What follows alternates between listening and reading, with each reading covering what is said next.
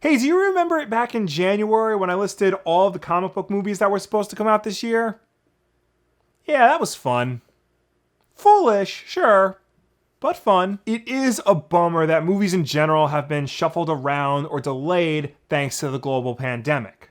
I mean, there have been much worse things that have happened due to the global pandemic, but let's talk about the movies for right now. Something not so serious in the grand scheme of things. I mean, I was looking forward to so many movies. The new James Bond film looked really good. Tenet looked great. I'm now totally invested in the Fast and the Furious franchise, and I need to know how Han survived. But of course, the delay of the superhero and comic book movies is what has upset me the most. This might end up being the first year since 2009 without a Marvel Cinematic Universe movie. And that's crazy to think about. And at this point, I just feel really bad for the New Mutants. That movie must be cursed or something. It cannot catch a break. But the one movie I'm most sad about is Wonder Woman 1984. I was really looking forward to this movie. The first Wonder Woman film is legitimately one of my favorite superhero films ever, and this sequel looked to be just as good, if not better. I like the setting, I like the choice of villains, I like the whole mystery they're kind of building around the plot of the film, and I especially like the part in the trailer where Wonder Woman rides a bolt of lightning through the sky. Of course, I'm gonna mention that at some point, might as well get it out of the way now. Now, allegedly, this movie is still coming out this year, now in October, but who even really knows at this point? Most movie theaters are not reopening, and major Hollywood studios are not releasing their movies to theaters just yet. So it really is just a wait and see, and in the meantime, there has to be another way for me, and I'm sure a lot of you out there, to fill the void being left behind by no Wonder Woman movie. Obviously, you can go back and watch the first Wonder Woman movie, or if you have access to it, you can watch the Linda Carter TV show if you've never seen that before. There are the two animated movies Warner Brothers put out not too long ago, and obviously, there's a plethora of comics for you to pick and enjoy from. But for me, today I want to share how I've been getting my Wonder Woman fix during these unprecedented times with the toys. I just say they're for my daughter and she can have them when she's old enough. You know, like not an infant.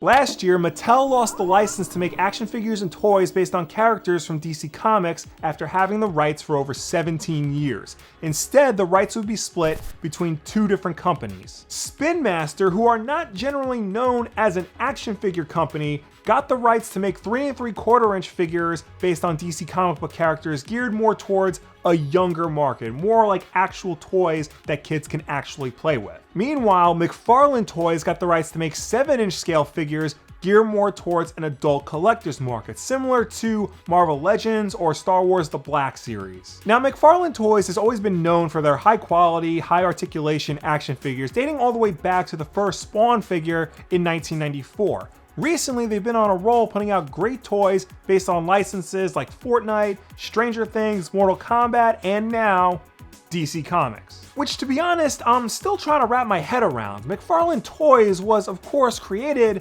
by Todd McFarlane, a comic book artist best known for his work at Marvel and for creating Image Comics. He's not really known for doing any DC work aside from one Batman arc, so this is something kind of weird to me. Basically, Todd McFarlane is making action figures for one of his major competitors. Anyway, McFarlane Toys' DC Multiverse line debuted back in January, featuring a wide array of figures not just based on the mainstream DC Comics universe, but also Elseworlds titles and the movies and TV shows based on DC Comics. Now, initially, I wasn't too enamored with these figures. The build quality overall was pretty good, but design-wise, something wasn't clicking with me. I think it had to do with the fact the look of the actual figures didn't really look like what they were trying to represent overall. For example, this is their first wave Batman figure. His design is based on how he appeared on the cover of Detective Comics 1000 as drawn by Jim Lee. It's a great figure, sure,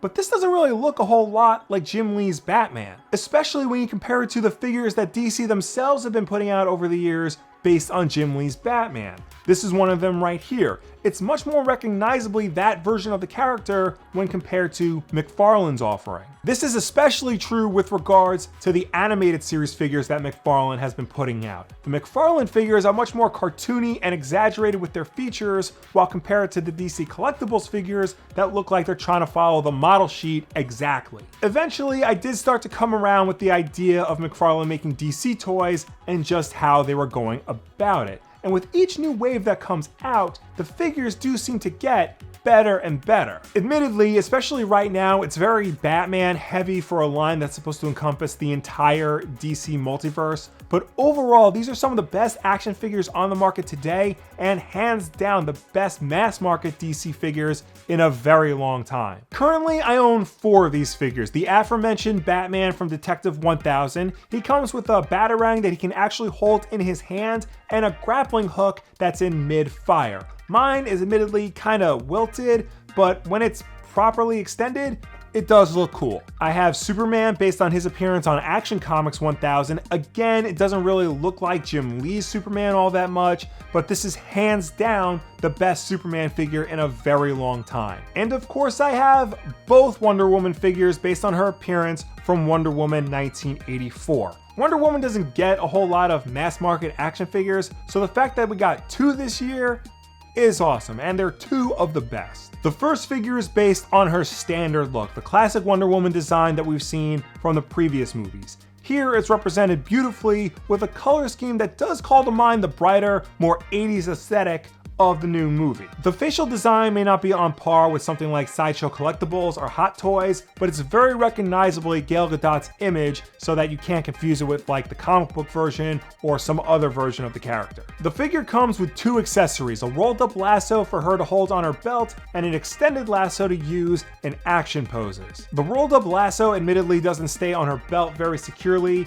and the extended one is kind of hard for her to hold and pose with, but once you get it right, you can make some really interesting stances. The other figure is of course based on her Golden Eagle armor, and that figure, much like the costume that inspired it, is gloriously extra. This figure also has a great color scheme, even though it's pretty much just solid gold, but the paint job is done in a way that it kind of looks like there's a gradient effect to it the way light hits it at certain angles. It adds for really cool dimension to an otherwise one color figure. And it might just be me, but I think this figure actually looks more like Gal Gadot than the standard Wonder Woman figure does. You put the 2 faces side by side, and one clearly looks more like the actress than the other. Of course, the main attraction of this figure are the big ass wings. They're fully posable, so you can make them look however you want. You can even remove the wings if you want to display the toy without them, but I mean, come on, why the hell would you want to do that? The wings make the figure. They help it stand out from everything else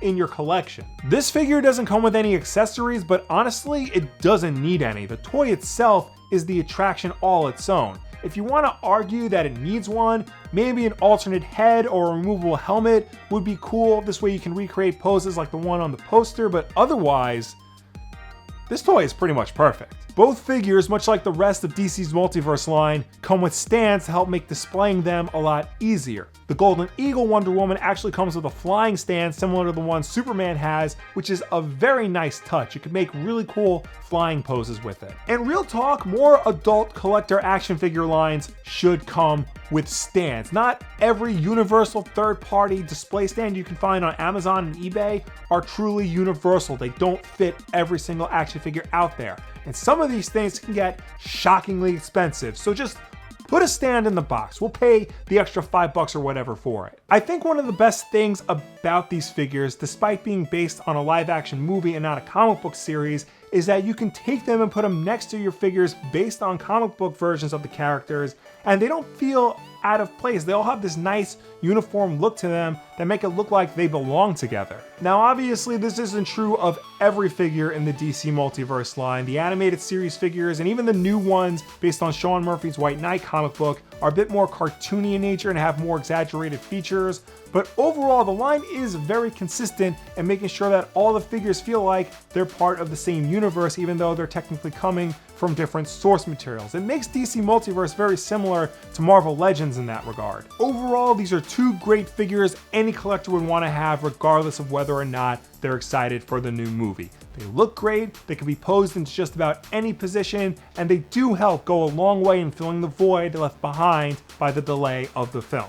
Both of these figures, and of course the rest of McFarlane's DC Multiverse line, are available at major retailers like Target, Walmart, Amazon, even Best Buy and GameStop in some locations. They usually retail for about 20 bucks, but I think right now Amazon has the Wonder Woman figures for a little bit cheaper. I'll of course have Amazon affiliate links to them in the description below. But of course, what do you think about McFarlane Toys Wonder Woman 1984 figures? Do you want one of them for your home or office, or do you even give a shit about action figure collecting? Let me know down below or anywhere on the internet. And to be clear, I bought these with my own money. Nobody sent these to me. I didn't even use Wulff money for them. I bought them a while ago because I just like the toys, and it was either this or dinner for the night. I don't regret my decision. I had mentioned on a previous episode of Wulff Live thinking about doing action figure videos, but I did not intend to do it now. This is actually a last minute idea, but if you liked it, let me know. I'll try to do more. Consider this a dry run, a pilot, if you will. And of course, don't forget that we have new videos on this channel every single Tuesday and Wednesday, with Wednesday night at 8 p.m. Eastern being Wulff Live. So subscribe to see all of that, like this video, and share it with a friend who also buys and collects action figures well past the point where it happens to be socially acceptable. This is a very silly hobby after all, but you know what? I enjoy it. And you should too. Thank you all for watching. I will see you next time. Wear a mask.